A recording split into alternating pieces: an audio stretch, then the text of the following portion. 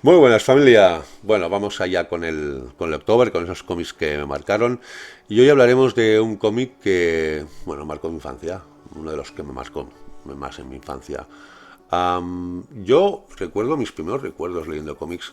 Me recuerdo de chiquitito pues leer algunos cómics antiguos, ¿no? Del Caballero Antifaz, de hazañas bélicas, de todo aquel, y luego también mis Don Mickeys, también recuerdo, ¿no? Pero cuando tengo más presente mi primer recuerdo comiquero, así como ya decir, estoy enganchado a eso, fue los domingos, ¿no? Los domingos yo con mi padre, pues iba al kiosco, con mi padre y con mi hermana, y mi hermana pues cogía su ejemplar de cada semana de Zipizape, Carpanta, ella era más del gran maestro Escobar, y yo, pues como muchísimos lectores de ese país, prácticamente la mayoría, pues mi Mortadelo, ¿no? Mi Mortadelo y Filemón. También, obviamente, me gustaba mucho Ibáñez y también, pues, de vez en cuando un Pepe Goteo Tilio, un Sacarinos, un Rompetechos, sobre todo Rompetechos me encantaba, o mi Tercer Rue Percebe, uno de mis favoritos, etcétera, ¿no? Pero un cómic que, de todo lo que leí de Mortadelo durante los primeros años, ¿no? Un cómic que me impactó, que me marcó mucho, ¿no? Que es este. Yo lo tengo ahora en el formato de colección Salvat, ¿vale? Esa colección integral de todas las obras de Ibáñez, de todos sus personajes, ligeramente jibarizados, pero bueno, también no tal. Y yo, claro, yo cuando leía a Bruguera estaba acostumbrado pues a ese tipo de cómic, ¿no? Pero a ver, primero a estos ya sé del Lindán, ¿no? Pero bueno, la narrativa era bastante parecida, ¿vale? Y luego también, pues, muchas historias de Mortadelo o de Pepe Goteo y Otilio, pues con esta narrativa, ¿no? Por ejemplo, aquí tenemos un Sacarino, pero bueno, las historias de Mortadelo que yo leía eran con una narrativa bastante parecida, o una construcción de facción bastante parecida a esta, ¿no? Muy automatizado todo, muy genérico, apenas habían diferencias, ¿no? Dependiendo de la época, habían pues cinco, seis líneas de viñetas, otras veces cinco, pero de repente vino un cómic, que fue el de esta portada, que fue el sulfato atómico. Y ese cómic me impactó. Me impactó porque de repente, de ver, ¿cómo lo diría? Ese tipo de cómics de Mortadelo, ¿ves? Aquí tienes un Mortadelo a los que estaba yo acostumbrado, ¿vale? Así. De repente apareció este. A ver, que quiero encontrar la página. Aquí. Conté esa primera página y de repente veía ese palacete con la entrada secreta, ese dibujo mucho más detallado, tanto los, del vestuario de los personajes, los detalles de fondo, etcétera. Pero incluso algo que también me llamó bastante la atención, que aparte de que obviamente el típico dibujo de Ibáñez, ¿no? Bastante de dos dimensiones, ¿no? Más o menos, habían más perspectivas, más ángulos y sobre todo un trabajo en el cual se notaba que el autor había dedicado muchísimo tiempo, ¿no? Pero yo, claro, yo los primeros días que vi las páginas digo, hostia, han cambiado.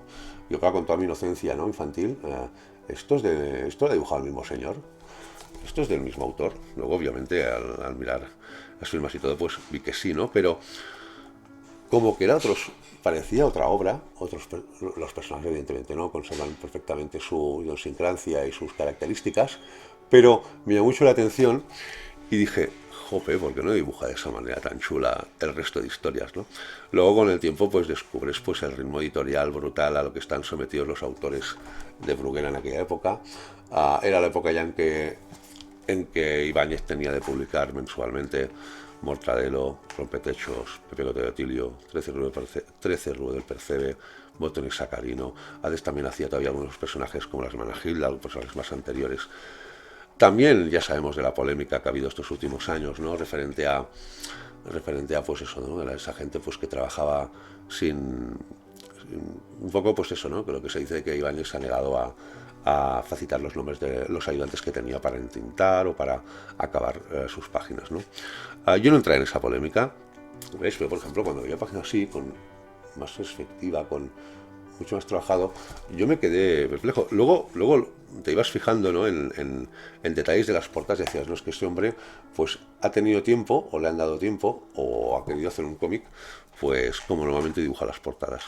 Y es un cómic que me lo releí mil veces. Evidentemente es una historia a la mar de sencilla, no tiene fragón, no es mi historia favorita de Mortadelo de todas las que leí, en absoluto, pero recuerdo que me impactó muchísimo. El estar acostumbrado a un lenguaje, a una narrativa comiquera de mis personajes favoritos, de una manera muy sencilla y muy simple, a ver algo mucho más trabajado, mucho más detallista, y donde se presentaban, pues eso, perspectivas, ángulos que hasta ahora no había visto en aquella obra, ¿no? Y es cuando empezaba a decir, dependiendo de cómo se dibuje o se ilustre o se narre en un cómic, ¿no? Puede todavía impactarte más de lo que te impactaba. Y le tengo mucho cariño a esa historia, le tengo mucha nostalgia cuando veo sus páginas, porque quizás es uno de los cómics que he leído más veces en mi vida. Ahora ya hace unos años, obviamente, ¿no? Quizás llevará años y años que no la releo, pero, pero el sulfato atómico, digamos que es quizás el primer cómic que, aparte de pasármelo bien, de entretenerme, de gustarme lo que explicaban, pues sí que me impactó. Por ese simple detalle, ¿no? De que unos personajes están acostumbrados a que fuesen unos trazos muy sencillos, una narrativa muy sencilla, etcétera, pues estuviese bastante más trabajado. Obviamente luego, cuando vas descubriendo otras obras de cómic, otros autores, descubres, pues bueno, que aún así el sulfato atómico sigue siendo un cómic muy sencillo, ¿no? Pero, ante todo también, tendría que pechugar a nivel de lo que opino yo a nivel global de la obra de Ibáñez, ¿no? Y es más específicamente Mortadelo y Filemón. Por un lado hay el dicho ese que dice, pues por culpa de Mortadelo y Filemón y de Bruguera, mucha gente que luego no siguió leyendo cómics se cree que el cómic en general es esto, lectura infantil, con monigotes y chistes fáciles para los críos, y no ha permitido pues que mucha gente que ahora ya no está en el cómic pues descubra otro tipo de cómics mucho más adultos, con temáticas mucho más profundas y intimistas. Pero por otro lado, yo prácticamente aprendí a leer con Mortadelo, como mucha gente de mi generación. Y por eso siempre le estaré agradecido a esa obra, siempre estaré agradecido a ese autor, el trabajo que hizo.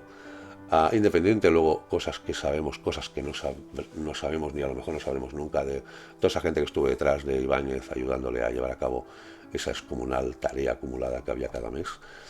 Pero yo, cuando me nombran Ibáñez y me nombran Mortadelo y Filemón, solo puedo sacarme el sombrero ante lo que logró en nuestro país, ¿no? Que ya no solo son personajes de cómic, personajes que hemos leído muchos aficionados al cómic, ¿no? Forma parte de la cultura popular de un país. Prácticamente todo el mundo del país, haya leído sus cómics o no, saben quién es Mortadelo y Filemón. Saben que era un cómic, el estilo del cómic, el estilo de humor que había en su obra, ¿no?